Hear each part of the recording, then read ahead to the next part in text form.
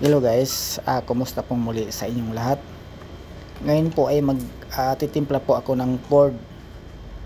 Pick up po to guys. Hindi ko alam kung anong bugahan itong pick up na to. Sabi po nung customer, pick up daw po. Ay sabi ko, timplahin natin direct loose para mabilis. Sabi niya ayaw. Gusto po niya ng biskot. Pag biskot kasi guys, matagal po matapos natin. Kasi magalaw po. Okay lang kung direct loose kasi kunting galaw lang, ayos na po. Itong biscuit kasi mas malakas gumalaw yung kulay niya.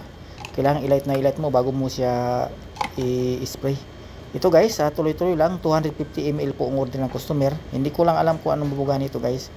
Ito maya-maya ipapahid muna natin yan. Titingnan natin sa pahid kung okay na ba. Pagtingin natin sa pahid kung okay na, spray out natin.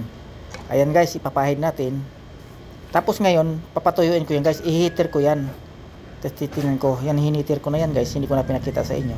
Ngayon nakita ko na okay na, i-spray out ko ngayon guys. Ayan, spray out natin, makita natin kasi iba yung pahid kaysa sa spray. Ito na po siya guys, wala pa siyang clear coat. Maya maya i-clear coat natin yan, para makita natin kung okay ba yung kulay natin. Ayan na siya guys. Bago ko po siya tinitingnan dyan, iniinit ko po siya muna guys. Ayan na po, pwede na po natin ibigay sa customer yan. Wala na po silang masabi yan guys. Masiyahan na po yung customer natin pag makita yung kulay natin guys. Maraming salamat po sa inyong lahat sa patuloy na panonood ng aking upload tutorial video tungkol po sa pagtitimpla ng pintura. Muli, maraming salamat po. Sa naman panig man po kayo ng mundo. Magandang umaga, magandang tanghali, magandang gabi po sa inyong lahat.